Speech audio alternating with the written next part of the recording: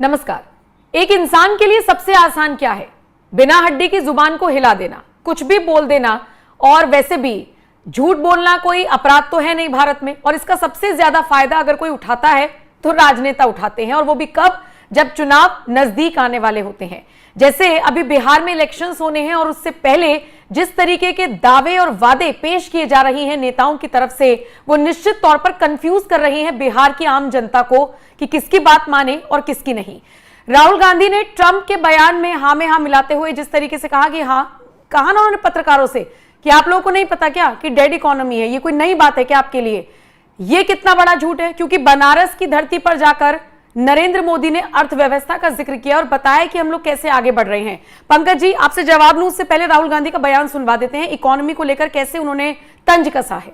Trump is saying Indian economy is a dead economy. Yes, he's right.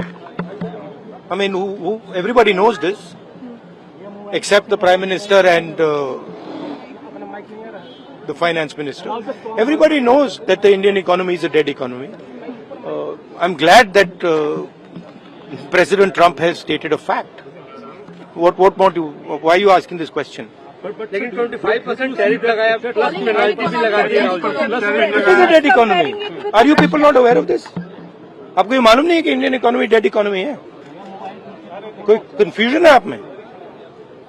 पूरी दुनिया जानती है कि Indian economy is a dead economy, और बीजेपी ने इकोनॉमी को खत्म कर दिया है।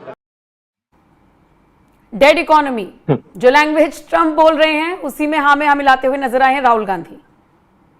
इसके दो पहलू हैं। अगर ट्रंप कह रहे हैं कि भारत की इकोनॉमी डेड है, तो वो भारत के साथ ट्रेड डील करने के लिए इतना छटपटा क्यों रहे? क्योंकि मरी हुई अर्थव्यवस्था के साथ कौन डील करता है भाई? और कम से कम दिन में 3-4 बार कौन बोलता है कि कभी कहते हैं कि हो गया तो लगभग फाइनल है, फिर कह रहे हैं कि हम टैरिफ लगा देंगे, फिर कह रहे हैं कि अभी नेगोशिएशन जारी है, अगर ट्रेड डील हो गया तो हम ये टैरिफ हटा भी लेंगे। भारत मरी हुई अर्थव्यवस्था है ना, तो अमेरिका क्यों इतना परेशान है इसके साथ डील करने के लिए? मरी हुई अर्थव्यवस्था के साथ ट्रंप क्यों डील करना चाहते हैं?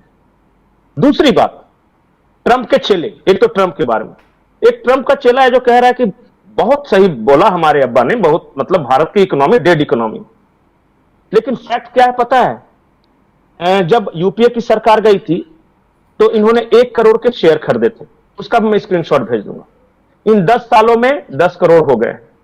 एक मरी हुई अर्थव्यवस्था से अगर 1 करोड़ रुपया लगा के कोई 10 करोड़ कमा सकता है, तो भगवान करे कि पूरी दुनिया में इस तरह की मरी हुई अर्थव्यवस्था हो। और मैं किसी दूसरे के बारे में नहीं बोल रहा हूं, यह राहुल गांधी के बारे में है कि इन्होंने कमाए हैं पैसे इस डेड इकोनॉमी से। मैं ये तो कहूंगा नहीं कि चाणक्य ने क्या कहा था, ऑन स्क्रीन अच्छा नहीं होगा, लेकिन जैसे ही आप पब्लिक के बीच जाइएगा कि चाणक्य ने विदेशी महिला के बारे में क्या कहा था, तो पब्लिक समझ जाती। ठीक, ये उस शब्द का इस्तेमाल नहीं करना चाहता, ये सीधे देश के साथ गद्दारी, और इन्हीं की पार्टी के कई नेता इनसे इत्तेफाक नहीं देती। He thinks is very smart. ऐसे ऐसे मुंह करके बोल दिया कि भारत की इकोनॉमी बहुत, I am glad that Trump has said और डेड इकोनॉमी है। पीछे देखिए प्रियंका का चेहरा, वो खुद दुखी है कि क्या बोल रहा है, क्या बकवास कर रहा है। नहीं, और इनके बयान के तुरंत बाद कई ऐसे कांग्रेसी नेता हैं जिन्होंने कहा कि नहीं ऐसा कुछ नहीं है, ट्रंप क्या बोल रहे हैं। सुनवा देते हैं पंकज जी, कांग्रेसी नेताओं के रिएक्शंस क्या क्या हैं। मैं आती हूं फिर। ट्रंप का ये कहना कि भारत और रूस की इकोनॉमी डेड है, एकदम गलत बात है। भारत की इकोनॉमी डेड नहीं, जो हमने आर्थिक सुधार किए जब नरसिम्हा राव जी और मनमोहन सिंह जी थे, उसके बाद उस आर्थिक सुधारों को आगे वाजपेयी जी ने भी बढ़ाया, और उसके बाद मनमोहन सिंह जी ने 10 साल में जो मजबूती प्रदान की, और उसके बाद वर्तमान सरकार ने भी जिसमें काम बढ़ाया, तो हमारी आर्थिक स्थिति कहीं से भी कमजोर नहीं है। तो इसलिए हम आर्थिक रूप से कोई हमें कहे कि हमें खत्म कर देगा, उसकी गलतफहमी है। तो ट्रंप की गलतफहमी जी रहा। सर, इम्पोज किया जो टैरिफ की तो मैंने आलोचना की कि ये गलत है। टैरिफ इम्पोज करना, हर देश को अधिकार है कि किसके साथ व्यापार करे, उसमें इस तरह रोक लगाना, ब्रिक्स के खिलाफ बोलना, रशिया से इम्पोर्ट के खिलाफ है, बिजनेस के खिलाफ बोलना, ये उनका जो है कतई उचित नहीं है। Their demands are completely unreasonable. Our negotiators have every right to resist. For example, we have about 700 million Indians who are dependent on agriculture. We cannot risk their livelihoods to make America happy. America has to understand our needs as well. Actually, our tariffs on America are not that unreasonable. It's about 17% average.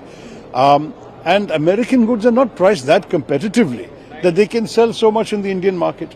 If Mr. Trump thinks, oh, bade market hai, we can sell a lot of items, then they have to look at their own prices. Are they competitive?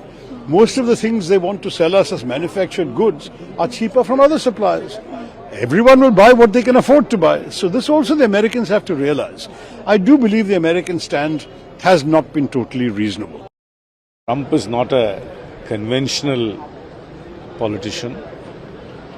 So normal niceties of diplomacy, normal protocols of diplomacy, normal rules of intergovernmental relationships don't work. He is very unorthodox. Let him be as it is, and sober negotiations will yield results. In my personal opinion, we shouldn't panic immediately.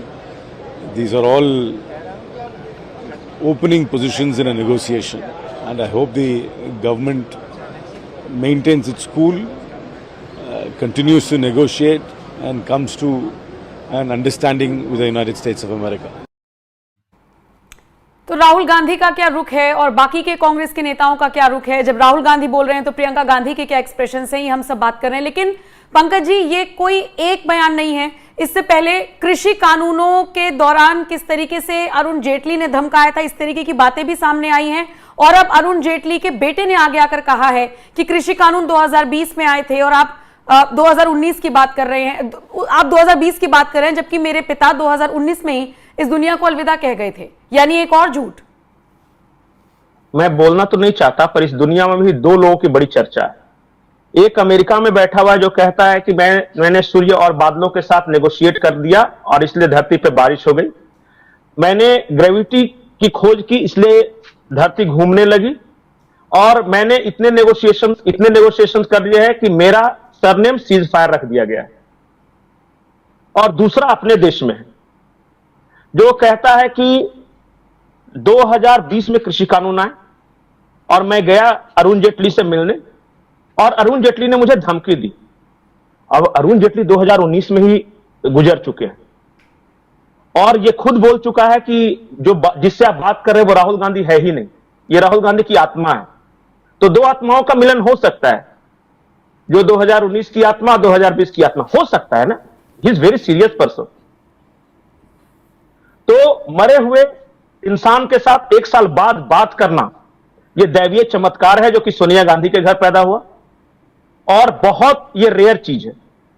यह आदमी कैसा है इसका मैं उदाहरण बताता हूं। मनोहर पर्रिकर को आप जानते हैं, हर कोई पूर्व रक्षा मंत्री थे।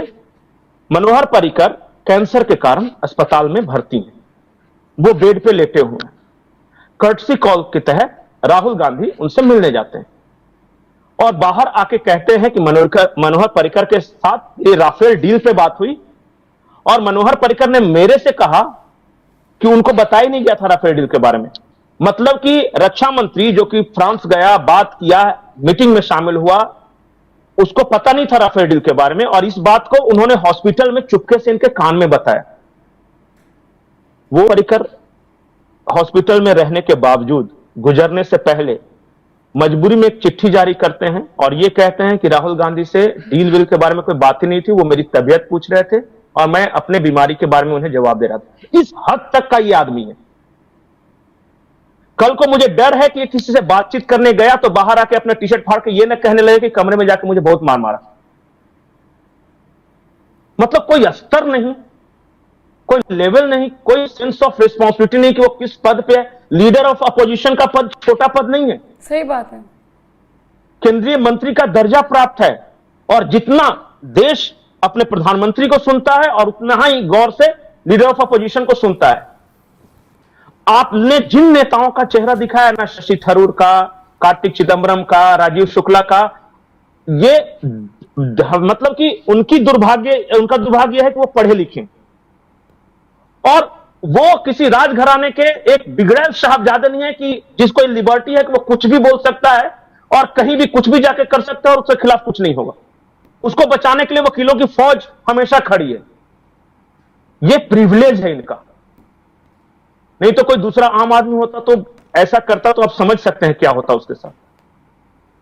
सही बात है, लेकिन इतना साफ है कि जैसे जैसे चुनाव और नजदीक आएंगे, जिस जिस राज्य के चुनाव नजदीक आएंगे, झूठ के पुलिंदे और इसी तरीके से इन राजनेताओं के खुलेंगे। राहुल गांधी के हमने 2-3 स्टेटमेंट्स आपको बताए और उनकी वास्तविकता क्या थी उसका आधार आपको बताया। फिलहाल अब ये खबर आपके हवाले। शुक्रिया पंकज जी ये जानकारी दर्शकों तक पहुंचाने के लिए।